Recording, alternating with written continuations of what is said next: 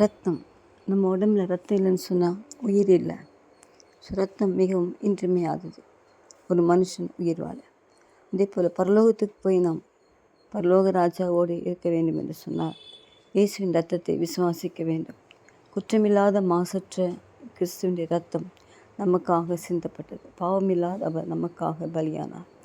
So பிரியமானவர்களே, பிதாவாகிய தேவன் சொன்ன வார்த்தைக்கு கீழ்ப்படிந்து தன்னையே அர்ப்பணித்த அந்த இயேசு பரிசுத்தமுள்ளவர் மட்டுமல்ல, நம்மிடத்தில் அன்பு கூர்ந்து நம்முடைய பாவங்களை நம்மை கழுவி அந்த இரத்தத்தினாலே ஒரு பாதுகாப்பை உண்டு பண்ணி அந்த இரத்தம் நமக்காக இன்றைக்கும் பரிந்து பேசக்கூடியதாக இருக்கிறது. உங்களுக்காக சிந்தப்பட்ட இயேசு கிறிஸ்துவின் இரத்தத்தை அற்பமாக எண்ணாதீங்க. அது விலையேறப்பெற்றது, வல்லமையுடையது, அற்புதங்களை செய்யக்கூடியது, வியாதிகளை சுகமாக்கக்கூடியது, பாவத்தை மன்னிக்க ஒரே அதிகாரம் அந்த இயேசுவின் இரத்தத்தில் மட்டும்தான் உண்டு. ஸோ இயேசு